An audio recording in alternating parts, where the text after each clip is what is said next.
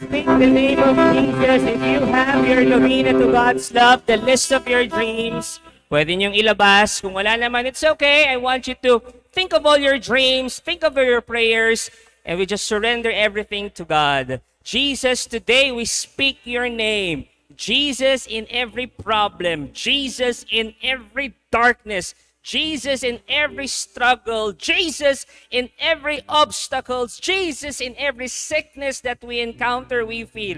Lord, today, we lift you up all these dreams. We encounter struggles, challenges, pains as we achieve these dreams. But Lord, today, we speak the name of Jesus because Jesus, you are all that we need. Today, we offer these dreams and prayers to you and use it for your glory. And let these dreams also speak the name of Jesus. And we declare abundance, dreams coming true. In Jesus' name we pray. In Jesus' name we pray. In Jesus' name we pray. We pray our favorite prayer at the feast. Today, I receive all of God's love for me. Today, I open myself to the unbounded, limitless, overflowing abundance of God's universe. Today, I open myself to God's blessings, healing, and miracles. Today, I open myself to God's word. So I become more like Jesus every day. Today, I proclaim that I am God's beloved. I am God's servant. I am God's powerful champion.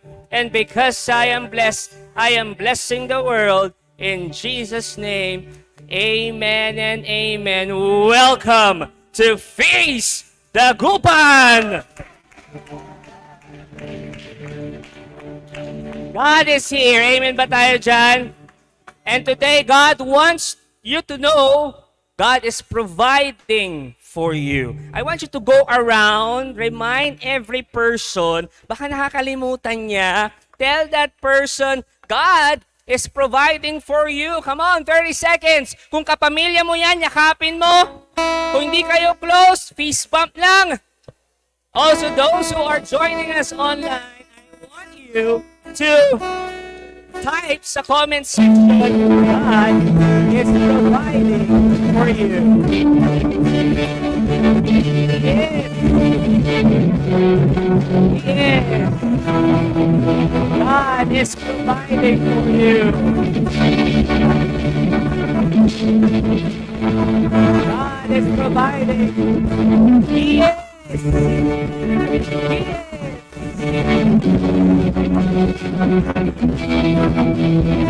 10 seconds. 10, 9, 8, 7, 6, 5, 4, 3, 2, 1. Let's give the Lord a big shout of praise.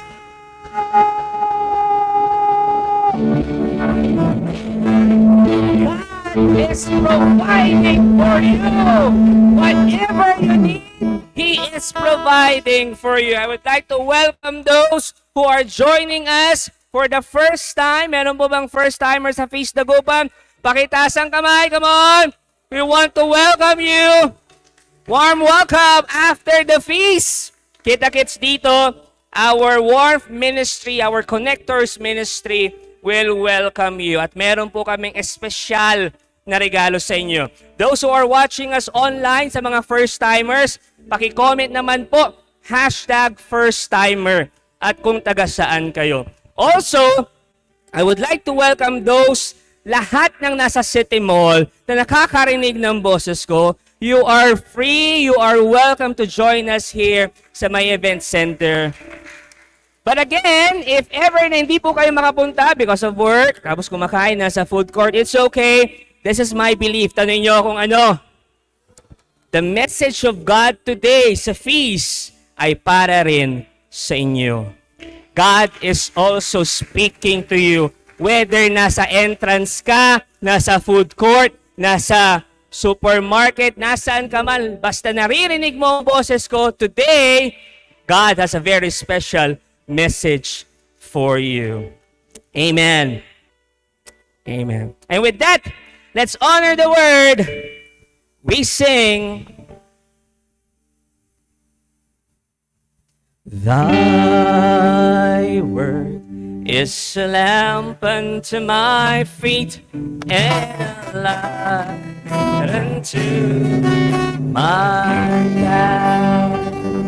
Amen. Okay lang ba? Medyo tatayo lang tayo ng konti. Pakitapik nga yung katabi mo. Sabihin mo, okay lang. Okay lang. This is the last talk of our series, Rested. Dito na po magtatapos ang series natin na Rested. And today, talk 6. Ang title po ay Lord of Sabbath. Pakiulit nga. Review lang ulit. Okay. Na-realize ko baka pag-review ay pag nakatayo kayo, maalala ninyo yung mga napag-aralan natin. So, experiment ko lang ito. Anong buo na yung one big powerful message natin last week? Your So, dugtungan na eh. Your Jubilee has begun, wherein sinasabi natin at dinedeclare natin na yung Jubilee natin, ano ulit yung Jubilee? Freedom, abundance, peace. Dinedeclare natin yung mga yon nagsimula na. Kapag, sabihin nyo kapag, when you follow Jesus. If you need abundance, you need freedom, you need peace, you need Jubilee, nagsimula na yan when you follow Jesus. Today, our one big powerful message is this. Picturean nyo na o kaya isulat ninyo para next week, hindi nyo na makalimutan. God is giving you real rest. Pakisiko yung katabi mo. Sabihin mo, God is giving you real rest. Diba? Grabe yung nakaraang 5 linggo. 5 Sundays. Sabihin nyo nga, grabe. Sa 5 weeks na yon, anong pinag-usapan natin? Pagod. O yung OU. Naalala niyo yung OU? Yan tayo eh. Overworking but under-living. Para sa akin, hindi OU yun, ubu. Overworking but under-living. Sa ibang mga feast builders, ang tawag nila doon, AWUL. Overworking, under-living. AWUL. Mas gusto ko ubu.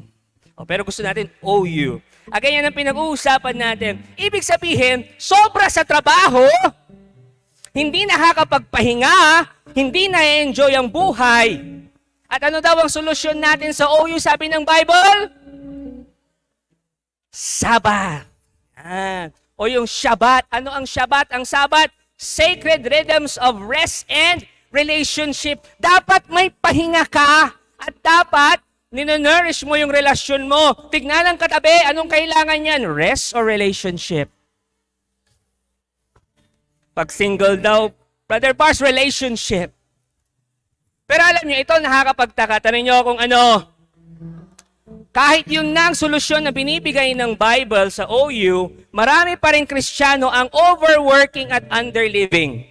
Diba, Kristiyano, daming tao, overworking, underliving pa rin. Brother Bars, bakit ganun? Dapat alam nila yan kasi Kristiyano sila. Oo nga naman, dapat. Sana alam nila. Pero alam nyo, may hula ako kung bakit kahit na sinasabi na ng Bible na magpahinga sila, tuloy-tuloy pa rin sila sa pagtatrabaho. Hindi pa rin sila nagpapahinga. Sige-sige pa rin sila sa pagtatrabaho. Tanong nyo kung bakit? Feeling ko lang, hindi kaya na-misread, na-misinterpret nila ang Bible. Ibig sabihin, hindi natin naintindihan ng tama ang sinasabi dito. Kaya ang maraming tao, lalo na Kristiyano, sobra pa rin sa pagtatrabaho, hindi nagpapahinga. Sasampulan ko kayo. Sa lahat ng gospel, sila ng gospels natin sa Bible? 4. Matthew, Mark, Luke, and John. Sa 4 gospels na yan, listen to this, I want you to look at me.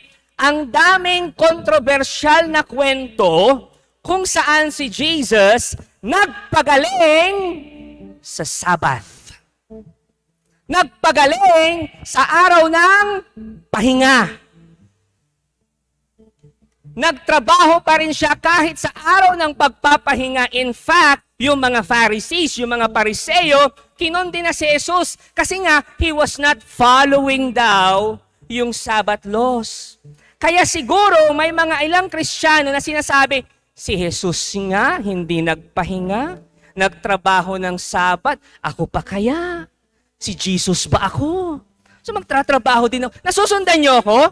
Kaya, trabaho pa rin ako kahit linggo. Trabaho pa rin ako kahit holiday. Today, kung ganyan ang iniisip mo today, this talk will change your mind. At lilinawin natin yan. Basahin natin yung salita ng Diyos sa atin for today. Sabi ni Jesus, ito, favorite nyo to. Come to me, all of you who are weary and carry heavy burdens, and I will give you rest. Sabihin nyo nga, rest. O, sige, upo muna kayo. Mamaya patatayuin ko ulit kayo. Rest muna kayo. This is our word for today. Come to me, all of you who are weary and carry heavy burdens, and I will give you rest. From Matthew. Sabi dito, nung nagsimula yung series natin ng Rested, naalala ninyo, ang unang-una kong statement ay, people are tired. Pagod ang maraming tao. O, ito ulit tayo. Tignan mo yung katabi mo kung pagod pa rin hanggang ngayon. My goodness, 5 linggo na natin pinag-uusapan ito. Pagod pa rin ba yan? And ito pa, marami akong narinig after the feast, whether na overheard ko lang o sa akin mismo sinabi, ang sabi nila, kailangan ko yung message na yun. Para sa akin yung message na yun. At hindi na ako nagtataka. Bakit? Tanong niyo kung bakit? Kasi, the global average of burnout, sabihin nyo burnout, ang global average ng burnout ay 45%. Ang daming nababurnout. Tignan ng katabi kung burnout na yan. O burn lang. Burn ng fats. 45% sa buong mundo ang napapagod, ang nababurnout. Doon pa lang, nakakagulat na. But wait, there's more. Kung doon, nagulat ka na, mas lalo sa Pinas. Worse dito. According sa isang study, ito 63% of millennials. Ang millennials, 1980 to 1995 ba? Tama ba ako? Mga ganon. Millennials, my goodness, mga bata pa yan, pero burnout na. 63%. Ito matindi. Gen Zs, mga 1995 to 2000 plus. 70% ang nababurnout. Ay, ang babata nyo pa, nababurnout na kayo. Nasusundan nyo ako. Alam nyo, na-experience ko rin ito. Ibig sabihin, first hand, may mga kakilala ako na Gen Z, may kakilala rin ako na millennials, mukhang pagod na sa trabaho. Pero, OT pa rin ng OT. Pagod na sa trabaho, pero pag holiday, papasok pa rin. But, sabihin niyo, but, this is not the original plan of God. Pakinggan niyo ito tignan niyo ako Ang plano ng Diyos, hindi tuloy-tuloy ang pagtatrabaho mo. Ang original plan ng Diyos, magpahinga ka. Once a week, Sabbath. Kasi pag hindi ka magpapahinga, tuluyan ka ng mamamahinga. Anong gusto mo? Magpahinga ka once a week? O tuluyan ka ng forever mamahinga? Mga kapatid, God wants to give us real rest. Food court, supermarket, buong city mo, listen to this. God wants to give us the real rest. Pero ang tanong, Brother Bars, anong klaseng pahinga ang ibinibigay ng Diyos? Diba? Yan ang tanong Alam nyo, marami kasi tayong iba't ibang meaning, iba't ibang tingin sa pahinga. Tama ba? Iba-iba yung meaning natin sa rest Iba-iba yung tingin natin sa rest. At yung mga yon hindi nakakatulong para makapagpahinga talaga tayo. Pero ano nga bang ibig sabihin ng rest kay Jesus? Gusto nyong malaman, tanong nyo kung ano. Para kay Jesus, ano nga bang tunay na ibig sabihin ng pahinga? Eto na, basahin natin. Matthew chapter 11 verses 29 to 30. Ang sabi ni Jesus, take my yoke upon you. Yan ang tunay na pahinga. Sige, ano ang yoke? Uunahan ko na kayo, hindi ito yung nasa itlog. O, pilosopo din ako. Ano nga ba ang yoke? Tanong niyo ako kung ano. I think may picture tayo dyan. Yan. A yoke is a wooden harness around the neck ng isang animal, usually oxen o carabao, wherein you can hook something para hilain tulad ng wagon, kariton, plow. Kinakabit yan sa lieg ng animal para hilain. Eh, Brother Bars, anong connection yan sa res? Makakapagpahinga ba kami kapag may daladala kaming yoke sa liig namin? Yun ba ang ibig mong sabihin? Gusto niyong malaman ang sagot? Tanong niyo kung ano? Brother Bars, anong connection yan sa pahinga? Makakapagpahinga ba kami kung may yoke kami sa leeg? The surprising answer is yes. It's a big yes. Pero, sabihin nyo, pero, dapat yung yoke ni Jesus ang nasa leeg mo. Hindi ibang yoke.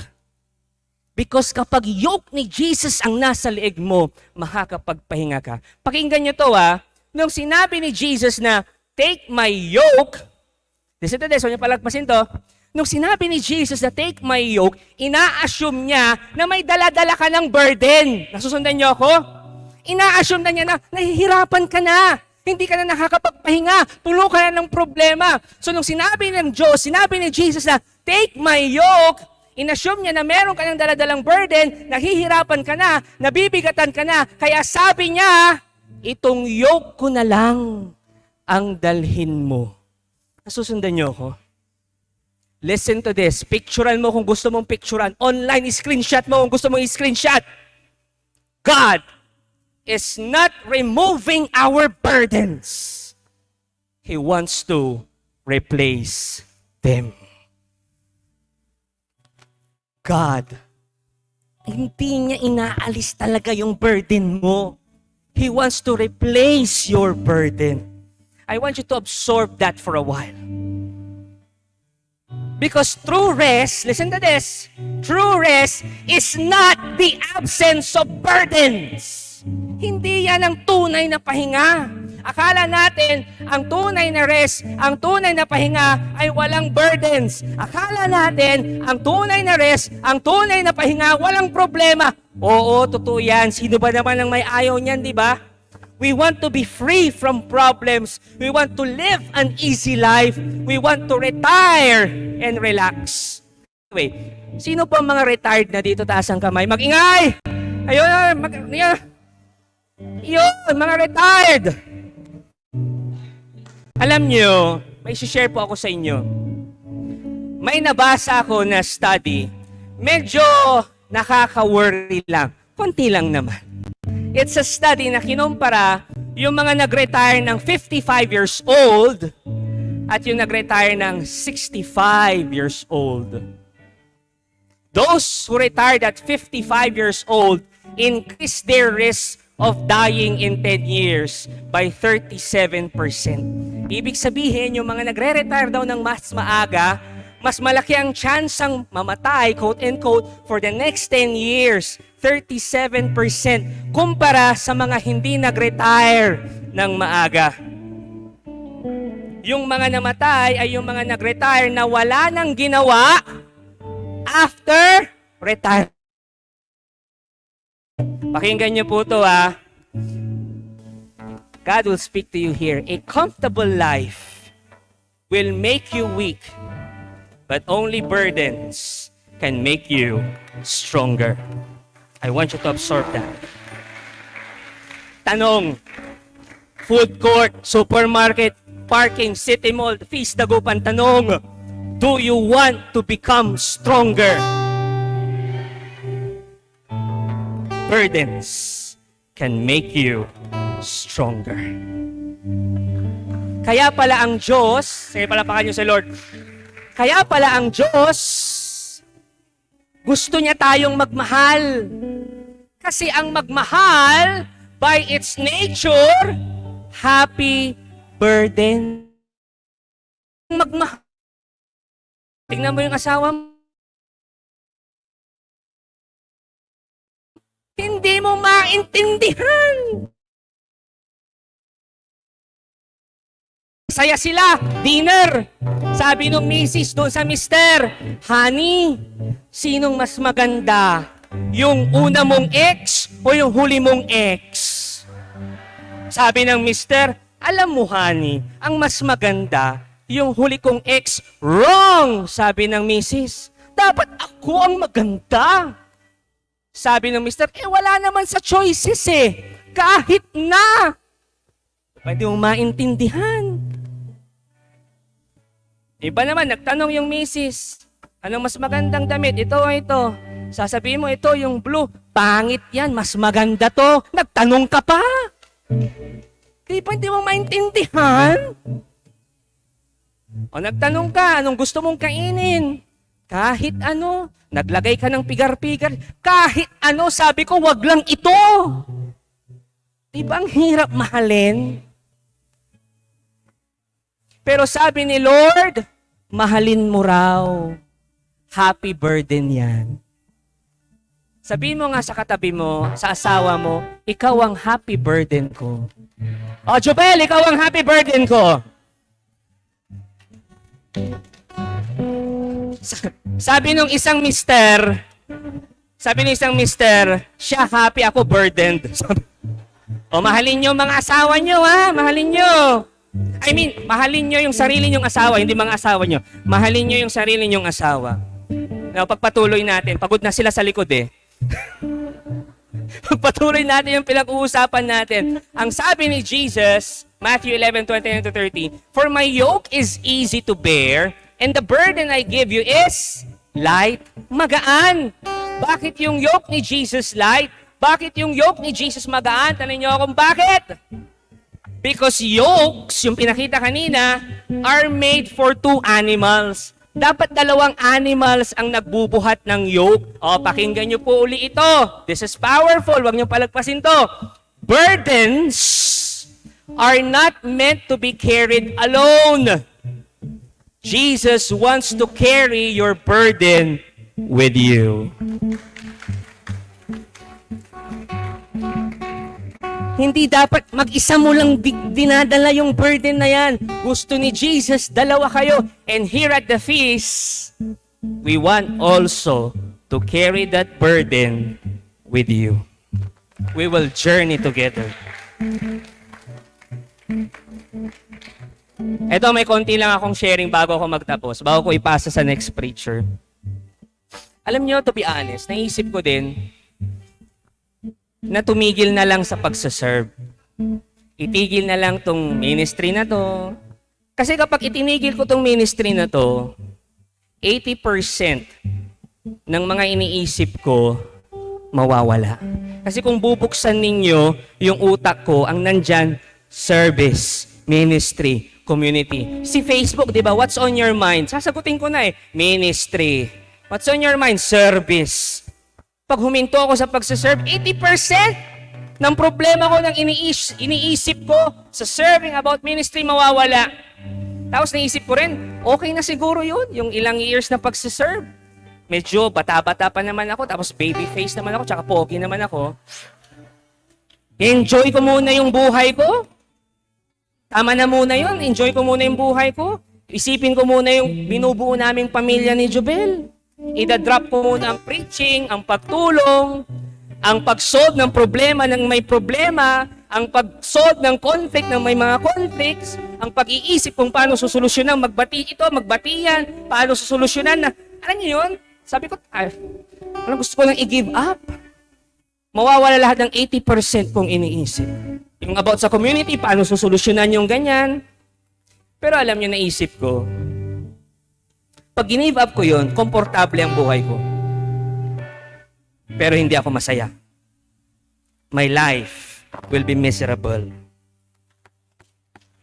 Emptiness ang mararamdaman ko. Ito mahalaga. Pag ginawa ko yun, umalis ako dito, hindi ako nag-serve, hindi na ako tumutulong, hindi na ako nag-preach, hindi na ako tumutulong i-solve yung problema ng bawat isa, ang conflict ng bawat isa. Ang na-imagine ko ganito, si Jesus nakatayo, tapos yung yoke, yung burden, siya na lang ang nagbubuhat. Tapos sasabihin niya sa akin, oy Bars, loko ka. Niwanan mo ko dito mag-isa. Ako na lang ang nagbubuhat nito Because burdens and yokes are meant to be shared. It's meant to be shared. Tayo. Let's pray. Jesus, thank you for giving us real rest. Thank you for replacing our burdens with your yoke. Kasi yung yoke mo, yung burden mo, mas magaan. Thank you for also carrying our burdens. Because of that, komportable na kami. Because of that, we believe that we will overcome every obstacle, every burden, every problem sa buhay namin. And today, because of that, we declare that abundance is coming, victory is coming, healing is coming.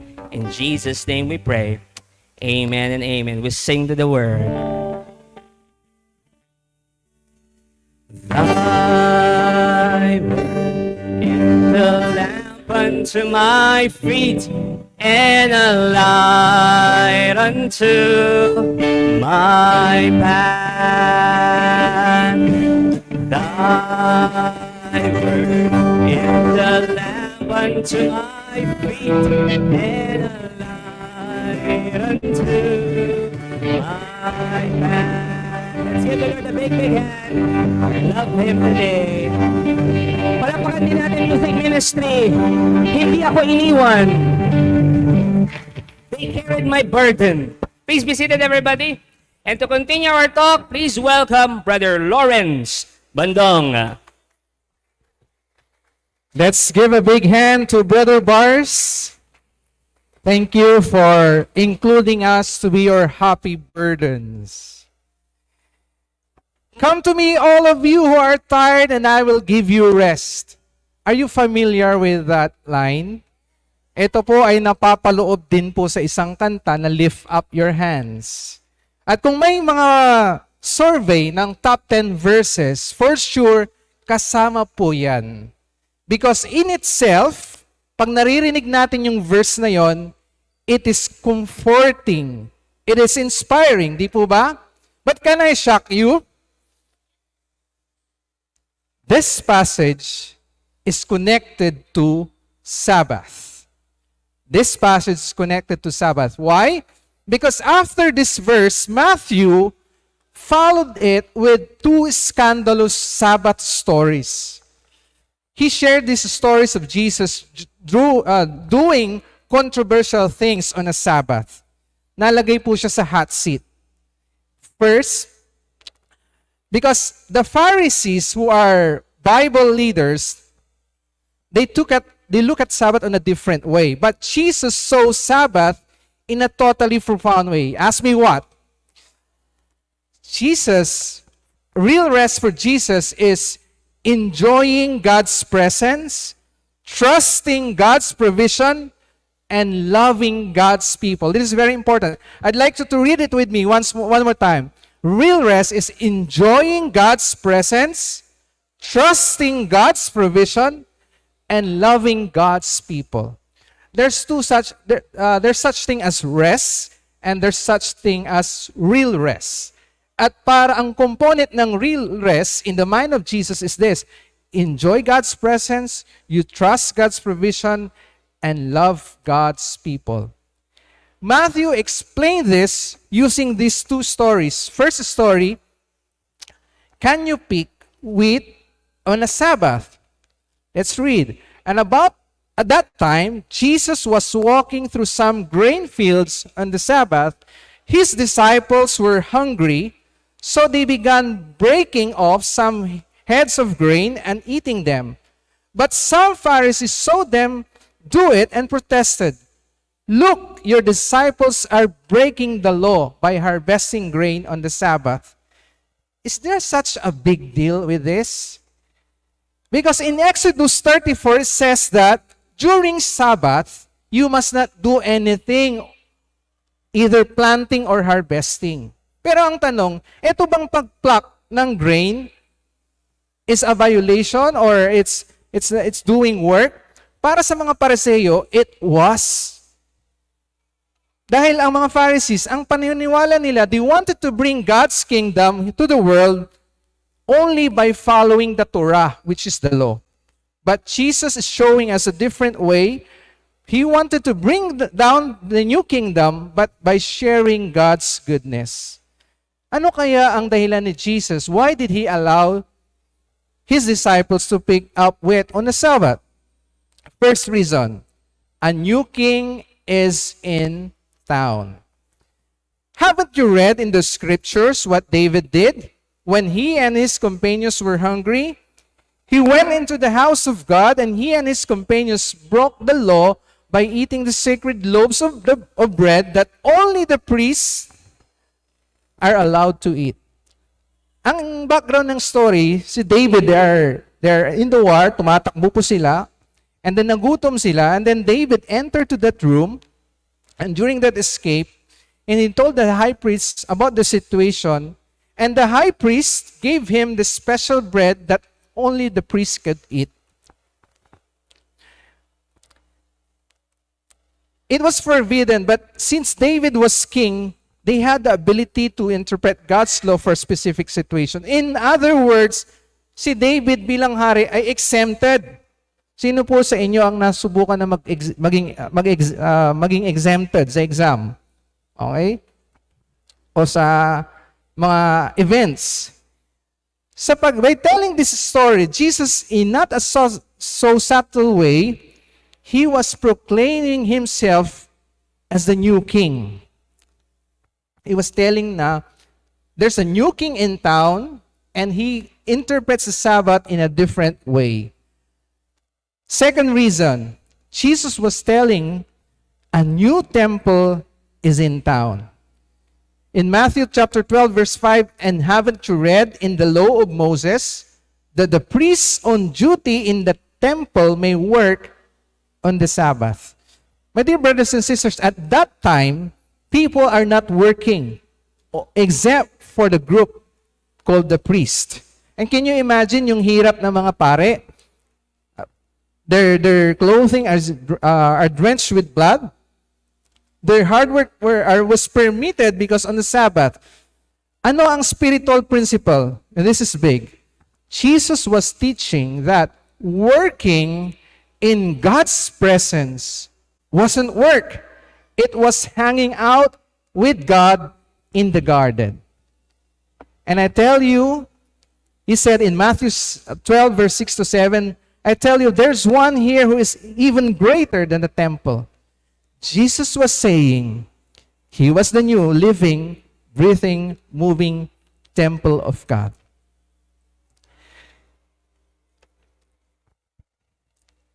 Enjoying God's presence.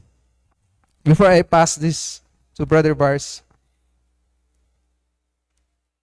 can you describe your experience when you are the person that you love and that person also love you? Sa mga kabataan, if kayo ay nasa piling ng inyong sinisinta, di po ba? Iba ang inyong ngiti. Tama po ba? Alam mo, this speaks personally to me because I asked my wife, do you enjoy God? And I am asking it also to you. Do you enjoy God? But enjoying God's presence, di ba? As Catholics, di ba dapat lahat ng lumalabas ng simbahan, ang ganda ng ngiti? After the feast, ang saya-saya natin. Di po ba? And I realized, oo nga, I am asking myself every time after I pray, I should be so happy. Why I'm sharing this to you?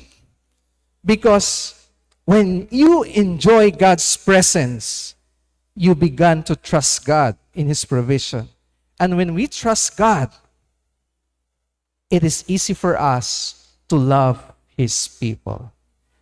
And my dear brothers and sisters, I'm telling you this, God delights on your presence more than we do. And let us pray for that grace, that also, as followers of Jesus, we also enjoy His presence. Amen? Let's give a big hand to Brother Lawrence. Enjoy God's presence when you rest Importante yan. Again, our one big powerful message is this. Ano ulit? Oh, ngayon ko lang tinanong yan ha. Hindi ko na pinabot ng next week. God wants to give you real rest. Pakitapik ang 5 tao, pakisabi, God wants to give you real rest. Yung story na sinishare namin, at isishare ko din, 2 story na sinishare namin ni Brother Lawrence, these are stories kung saan si Jesus, quote and quote, nagtrabaho nung Sabbath. At kanina, sinare na ni Brother Lawrence yun. Ito na yung pangalawa. Second Sabbath story ito. Ang tinanong, can you heal on the Sabbath? Ito yung panahon na si Jesus, on the Sabbath day, nagpagaling. Sabi sa Gospel of Matthew, basahin natin, going on from that place, he went into their synagogue, and a man with a shriveled hand was there. Imagine niyo yun, ha?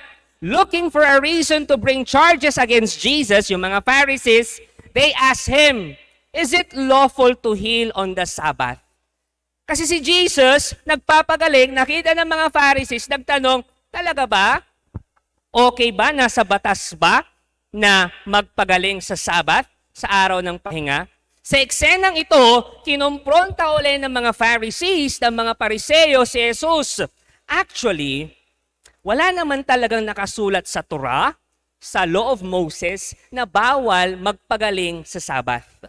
Wala talagang nakasulat. Inassume lang ng mga Pariseo yon. Bakit? Kasi for them, healing means work. And work is bawal sa Sabbath. Nasusundan nyo? So wala naman talagang nakasulat sa law na bawal magpagaling. Kaya ang reply ni Jesus sa kanila, if any of you has a sheep and it falls into a pit on the Sabbath, will you not take hold of it and lift it out? Pag meron kang sheep na hulog dyan, tapos Sabbath, hindi mo ba kukunin? Di ba kukunin mo? What more pag tao? How much more valuable is a person than a sheep? Therefore, it is lawful to do good on the Sabbath.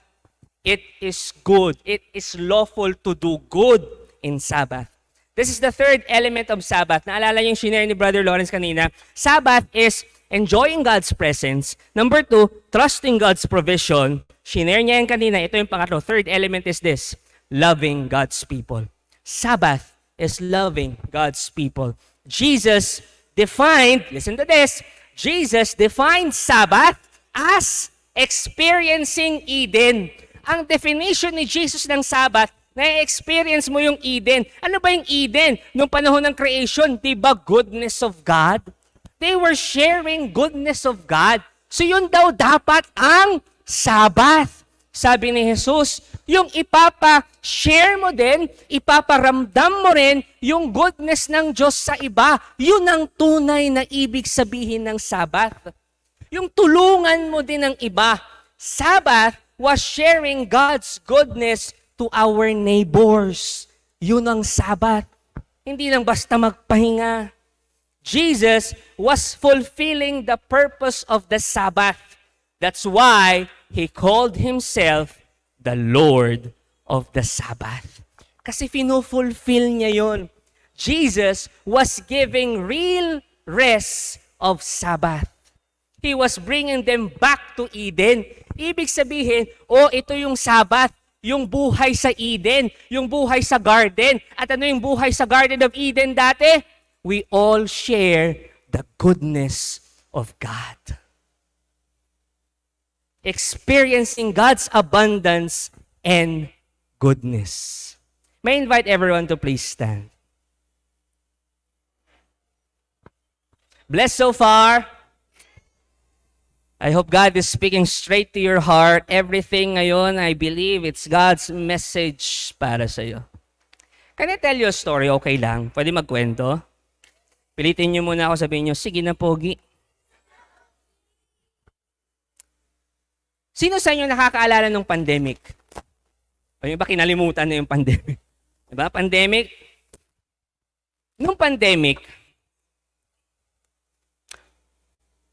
bagong kasal pa lang kami ni Jobel. 3 months. Kinasal kami December 2019. The pandemic started March 2020. So, before the pandemic, dami naming plano, meron kaming isang bubuksan na negosyo para kumita kami. Hindi pa kami nakakarangkada, then pandemic came. I was so anxious that time. Hindi alam ni Jubel, hindi alam ng family ko kasi never ko siyang pinakita. But I was so anxious that time. Ikaw pa naman, may kumakalat na virus. Tapos ang dami-daming nahahawa. Ang dami-daming namamatay. Ang nasa isip ko, baka isang araw, pamilya ko na ang tamaan. Baka isang araw, isa sa mga mahal ko sa buhay mawala. I was so anxious that time. Pangalawang reason na anxiety ko, my goodness, paano kami mabubuhay? That was the time na nag-resign si Jubel abroad. Kasi we will start something new here. Pero nagkaroon ng pandemic. I was so anxious. Saan tayo kukuha ng perang pamumuhay natin? And then also, I was anxious because that time, may feast dagupan. How can I serve sa feast dagupan kung hindi tayo magkikita-kita? Anong gagawin natin sa feast dagupan kung may pandemic? So, ang dami kong iniisip that time. I was so anxious. After few months na nag-start yung pandemic, nag-decide kami ni Jubel, lumipat muna sa bahay ng parents ko. Kasi nga, nabobore kami pag kaming dalawa lang. Kung ano-ano lang ang ginagawa namin. So sabi ko, gusto ko bang tumira muna sa bahay nila mama. So for the next few months, nung pandemic, tumira kami doon. And talagang nadagdagan ulit yung anxiety ko kasi baka feeling ko, may dala-dala akong virus. Tapos mahawak ko sila. Yung ganun ba? Yung paranoid ka na? Yung nag-overthink ka na? Tapos sabi ko kay Lord, parang, teka lang ayoko munang isipin yung feast dagupan na yan Pamilya ko muna. Kumbaga, this is every man for himself. Every family for himself. Bahala ka na sa feast dagupan mo. Ito munang pamilya kong iisipin ko. But God is really great. Tanin niyo kung bakit. That verse, yung pinakita ko sa inyo kanina, come to me, all of you who are tired. Come to me. Kaya, diba, kinanta ko na. Hindi ko mapigilang kumanta All of you who are tired of carrying heavy loads. I saw that sa Bible when I opened my Bible. And it hit me. Oo nga, si Lord ang laging bahala. He is always in charge. Kahit na in times of storms, in times of pandemic, in times of parang feeling mo tapos na, wala nang pag-asa, He is always in charge. And then, anong ginawa ko? Sige Lord, continue natin ang feast. Nagplano kami online, gawin natin ang online for the next 2 years. Dire-diretso ang feast, walang stop. Online. And God was really faithful sa promise niya. Kasi sabi niya, let's share each other's burden. Kineri naming dalawa yung burden. Kineri namin yung yoke. Yung burden niya para asikasuhin ang feast dagupan, I carried it also. Yung burden ko sa family ko, kay Jubel, na wala kaming kikitain, na natatakot ako sa virus, binuhat din niya. We shared each other's burden. Ang sabi niya, Bars, let's do this together. Let's do this together. And that was His promise. Carry my burden, carry my yoke, and I will carry also your yoke, your burden. Let's do this together. At nung ginawa namin yon, I experienced Sabbath. Yung tatlong sinasabi namin ni Brother Lawrence, I enjoyed God's presence with my family, with Feast Dagupan also, kahit online. Ano pa? I trusted God that He will always provide. That time, my goodness, yung hindi ko inaakalang negosyo na aso, nag-click. Akala ko walang bibili ng aso kasi pandemic. Pero yun ang bumuhay sa amin. God will always provide. And the last one, I love God's people. The Feast family, my family. I experienced Sabbath. Why? Because kaming dalawa ni Jesus carried each other's burden. Now, why am I sharing this? Listen to this. Look me in the eye. Tingin sa pogi. Ito na. I know most of you also hear my burden.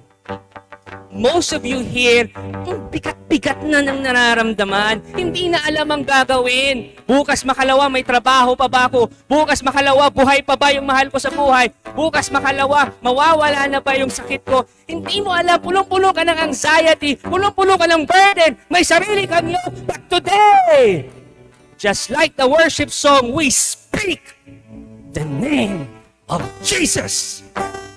Because Jesus is telling us today, ikaw ang kausap ko online, ikaw din ang kausap ko. Jesus is telling us today, come to me, and I will give you real rest.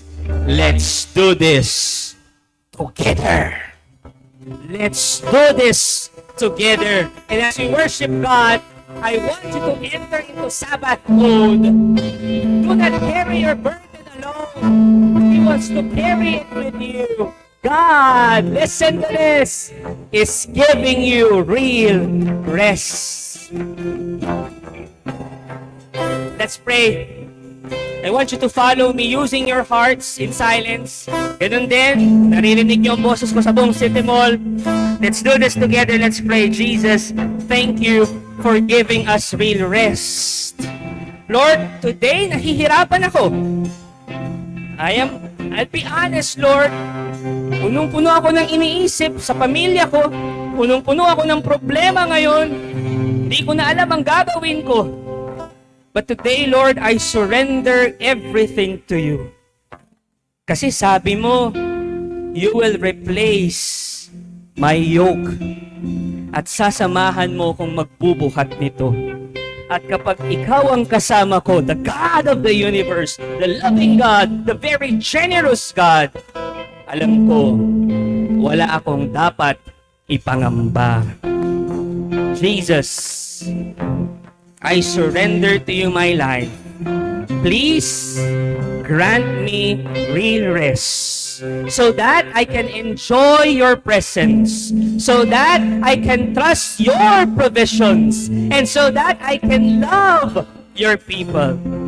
And today we declare that abundance is coming, healing is coming, prosperity is coming, more opportunities of growth is coming, dreams are coming true. In Jesus' name we pray. In Jesus' name we pray. In Jesus' name we pray. We worship Jesus today. Thank you for watching. Be sure to subscribe to this YouTube channel para wala kayong ma-miss na video at live stream. Please also share this video to your loved ones, families, and friends. And do not forget that you can join us here live sa Feast Dagupan. God bless you all more. Mama Mary loves you.